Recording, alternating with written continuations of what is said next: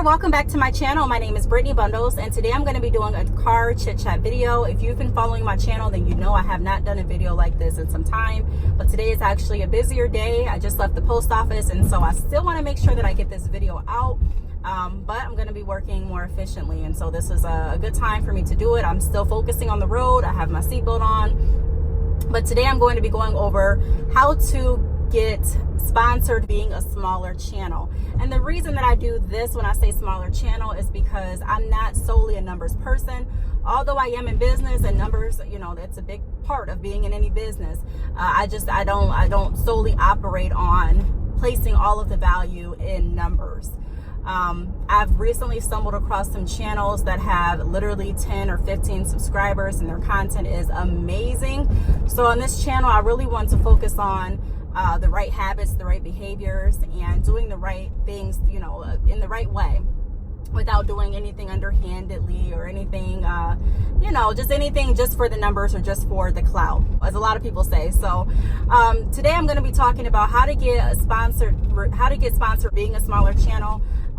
And even without hiding my numbers. I know some people, when I watch videos like this, they go over, you know, whether you should hide your subscriber count or not to get, you know, more attention to your channel and things like that.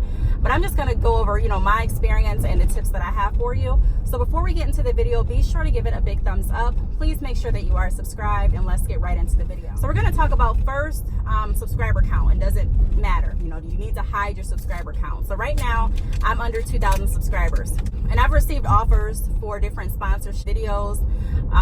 Recently I've started taking advantage of some of those offers, because when you receive an email to review a product, I don't know about you, but for me, I have to actually be interested in the product. You know, I don't want something that I'm not going to use. I don't want something that is not going to be interesting or helpful or useful in my life. I don't want to just review anything, you know what I mean? And so the product offers that I get, I review them to make sure that it's something that I want to do. To circle back to the question, hiding subscribers, should you or should you not? Now, of course, it's your opinion, it's all up to you, but for me, I like to be upfront and transparent, even with the people that I'm working with. So even with another business, if they reach out to me, I want them to know what they're paying for. I want you to know how many subscribers I have. You can see how many views I get on some videos. I just want you to see what you're getting yourself into, so that it can be a fair playing ground. I don't want you to assume that you're going to get way more views than you're going to get. I don't want you to assume that you're going to get lesser views than you are going to get. Of course, there's no real guarantee to tell a business how many views you're going to get on a video, but I want them to be able to make their informed decision based on the numbers that they have in front of them, based on the content that I provide, based on my personality, based on my filming style. I want them to be able to do that. So like I said, we're on the same playing field, because we are working with each other. So I want to give them that respect to actually know what they're getting themselves into, and I want them to give me the same respect so that I know what I'm getting myself into, you know, when I'm doing a review for them. So no, I wouldn't hide my subscriber count. I still am able to get different offers based on having under, you know, even though I'm under 2,000 subscribers. I'm sure if I had more subscribers, obviously I'd probably be receiving more offers, but I just wanted to let you know and give anyone encouragement that has a smaller channel that you definitely still can get sponsored videos or free products having a smaller channel. The second thing that I want to go over is list your business contact information. So a lot of people, when they first start YouTube, I know when I first started, I didn't list any business contact links at all, because I just kind of assumed that I didn't know how businesses were going to find me. I just assumed that information was on there, and it may still be on your YouTube profile someplace, but it's kind of like the same scenario: a closed mouth don't get fed. So if you want someone to reach out to you for a service or a product or anything that you're offering, it's like, let them know that that's something that you're wanting. You know what I mean? Like, let them know that that's something that you're interested in. And a way that you can let them know, I'm just parking really quick. A way that you can let them know is by, you know, kind of asking for it, saying, hey, for business sponsorships or for business inquiries, email this email address. You have to ask for the sale in a lot of scenarios. And so because we're not actually speaking with the companies that are sending us emails most of the time. A lot of times it's correspondence via email or via comment. You want to make sure that they have a legitimate way to reach you. A lot of business owners are busy. You're busy. A lot of people that aren't even business owners are busy. And so you have to be mindful of everyone's time and just know that there's a lot of videos on YouTube. And so if you go to a video and they love your video and they love your channel, but you're looking in the description box and there's nothing there as far as how they can contact you, there's another video right below yours or right above yours or on the side of yours that may have that information. And it's like, I'm not going to sit here and, spend 15 minutes trying to figure out how to contact this person. I'm going to go with the next person. And a lot of times there's so much fraud on, there's so much fraud out there, period. So business owners are wanting to protect their business too. And I'm speaking from my perspective as well, because a few years ago, I was contacting people because I wanted them to do reviews on my products as well. And so these are some of the things that I would look for. I would say, okay, is there a clear contact path to them?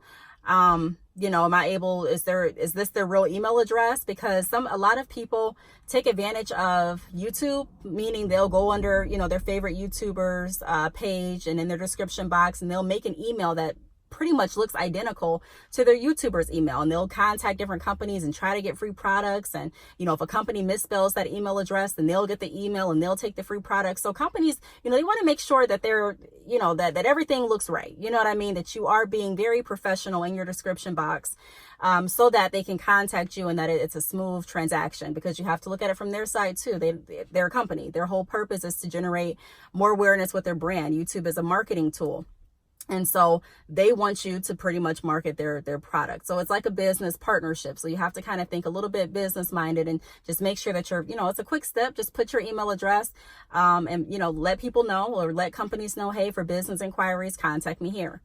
The next tip that I have is, don't have bashing reviews on your channel. Now, I think a lot of people misconstrue this information. They're like, well, I'm just going to give you my honest opinion. Please do give us your honest opinion, but you can give someone your honest opinion without bashing someone else. You can do that. You can tell someone the truth without bashing someone, and I made a video a few weeks ago about how to deliver corrective criticism. And I made that video because I felt that it was really needed. That's what I hear a lot of times. I hear a lot of people saying, well, I don't care if it hurt her feelings or not. She needed to hear the truth. And it's like, you can tell someone the truth without delivering it in a way that's mean, that's evil, that's hateful. You know what I mean? And so the same with your videos. I know if I'm looking for someone to review a product, I don't necessarily want to go to the channel that has like 10 reviews on why they hated all these companies. Now, you can definitely express, and I recommend you expressing your true, honest opinion. However, like I said, there's a right and a wrong way to do everything. And so, it's just how you do it. If you're someone that has, like I said, a whole bunch of bashing videos, expect a lot of companies to be hesitant on contacting you.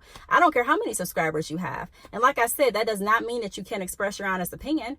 But if I don't like, sometimes I do food reviews, and some of the food I don't like, but I'll still I'll give an honest review, and I won't just be like, I hate this drink, don't ever drink it. I may not like the drink, but I still encourage you to try it. You may like it. These are some things that I thought were interesting about the drink. These are some things that I didn't really like too well based on this. And these are some things that, I think may improve the drink. And these are some, some of my experiences that I liked. I enjoyed about ordering the drink, even if it was something as far as I liked the customer service from the waiter that they gave me the drink, or I liked the packaging that it came in.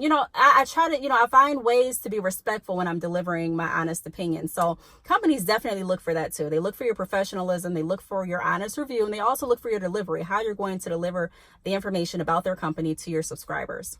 So another tip that I have on actually getting a company to sponsor your video, and I'm just going to say this in case anyone is questioning it. When someone sponsors your video, they pay you to create the video. So not only are you getting paid from the YouTube ads, but you're also getting paid from that company to make the video, and you can negotiate pricing. And I'll probably make another video about how to negotiate pricing, because like I've mentioned in the beginning, it is a business. So you want to make sure that you're getting something out of it as well.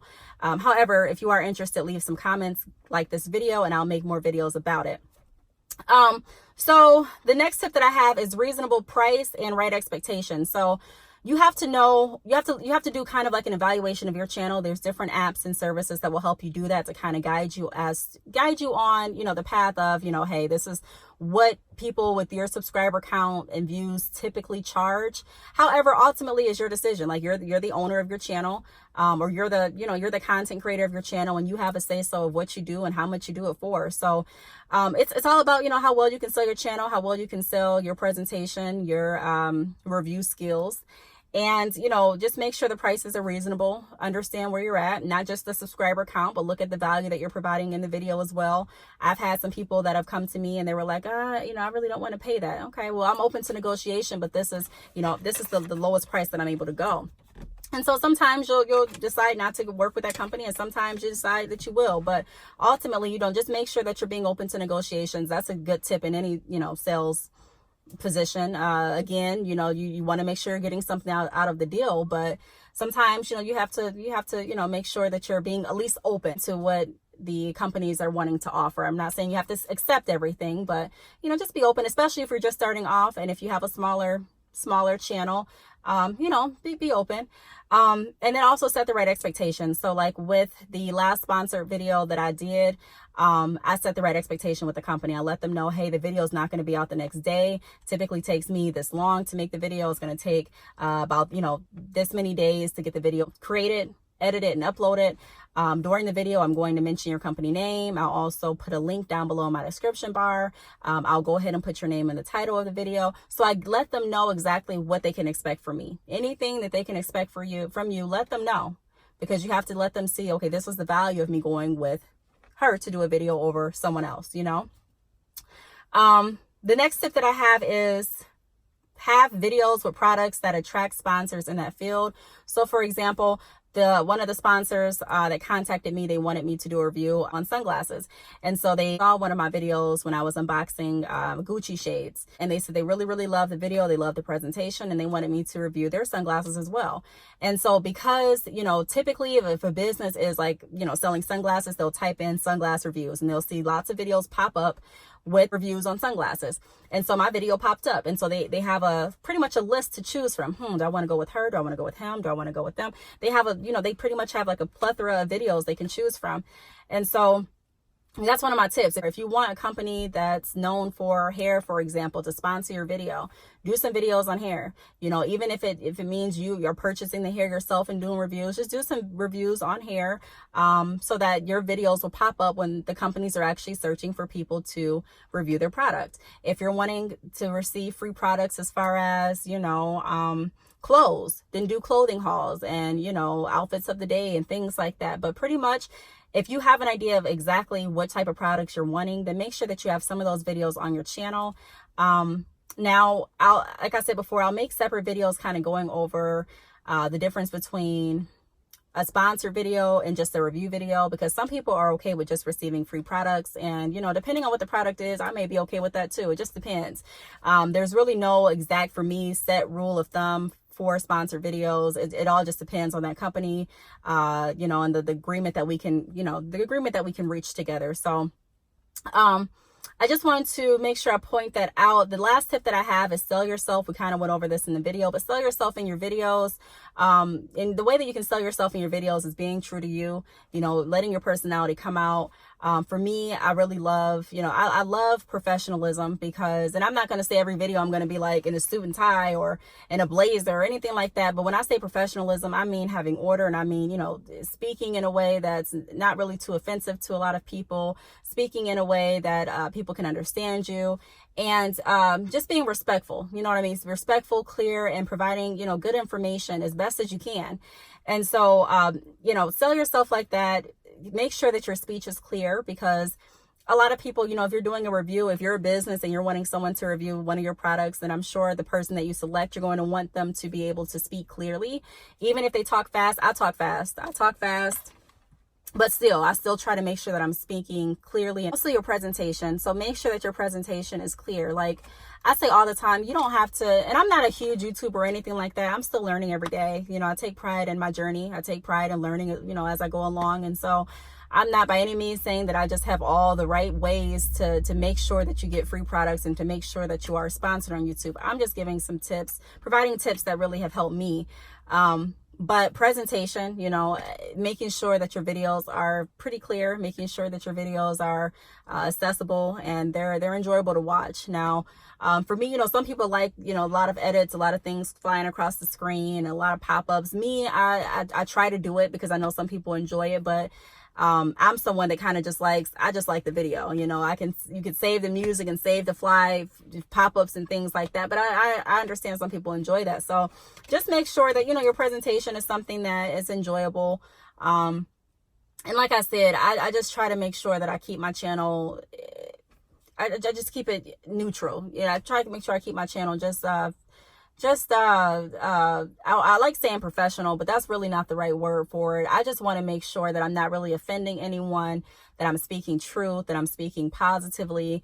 And like I said, even if I come across something that I necessarily don't like, I'm not going to be bashing that person or the company just because it's not my personal style. It has really nothing to do with YouTube or sponsored videos or reviews. It's just not my style. But if you're asking for my opinion on how to get free products, then I can let you know that I'm sure a lot of business owners review your videos and they look like, okay, how many companies is she bashing? Because I don't want her to get one of my products and, you know, not even contact me and try to, you know, come up with some resolution, just go on YouTube and start bashing me. And some people do that because, you know, people love to hear about drama, and so it drives more attention to the channel. But just keep in mind that when you're on YouTube, you're marketing yourself. And so just, you know, remember that all of your videos follow you. And even if you are thinking, okay, I'm gonna get a lot of views, so I'm gonna bash this person, I believe in karma. I believe in the right way. And if you wouldn't want anyone doing that to you or your brand, don't do it to anyone else. And also, you know, for me, it's not just about the views or just the numbers, but it's really about the content and the brand that you're building for yourself. And so I feel like if you do the right behaviors, a lot of times the outcome that you are wanting, so whether it be success, whether it be this, whether it be that, a lot of it will follow. You know, you put in God's hands and you do the best that you can do, and you do it in an ethical way. A lot of things, you know, a lot of good things come. So those are my tips. Again, I went over, you know, what I had my subscribers know. Make sure that you list your business contact information in the description of your YouTube channel or in your videos. Also, don't really bash companies with your reviews.